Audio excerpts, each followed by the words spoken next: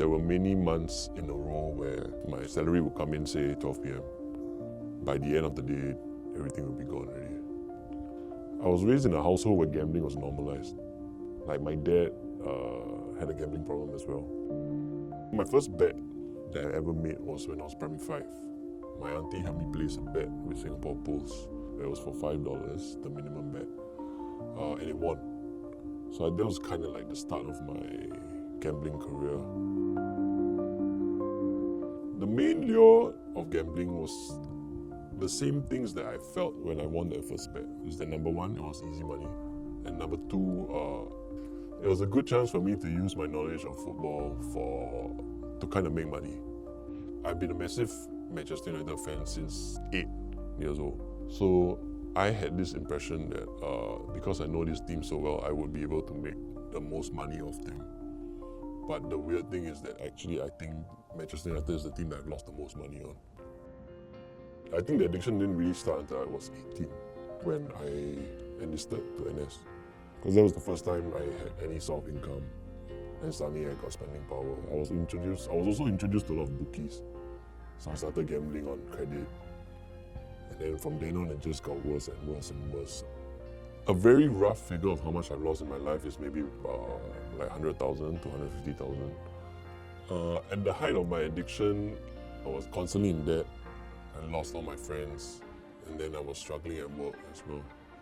I was working for a local startup. Eventually, it got to a point where I stole from them. And then I lost my job. I did not realize it was a problem because I had grown up watching my dad go through the same experiences.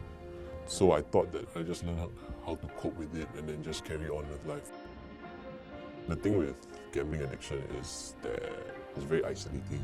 There's a lot of lying, there's a lot of cheating. So by the end of it, I felt very lonely because I couldn't tell anybody about it. Obviously, there's a lot of depression, there's a lot of sadness, guilt and shame. I started seeking help when I coincidentally ran into a friend on the street.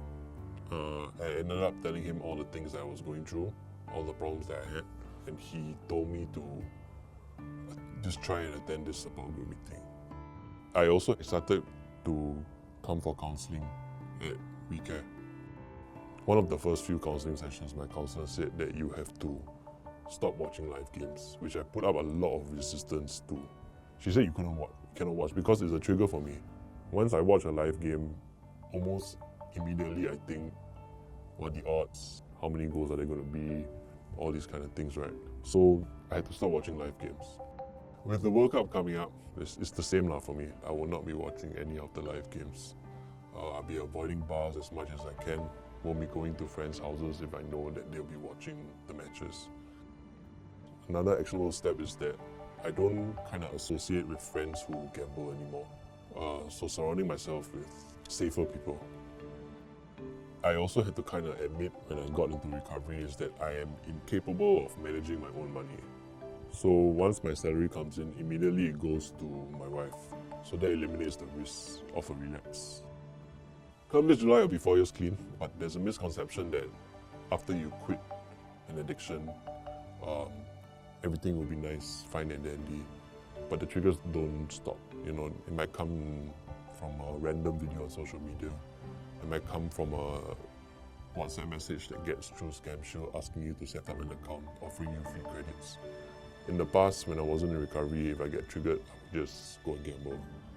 But now, I know there are these set of things that I can do.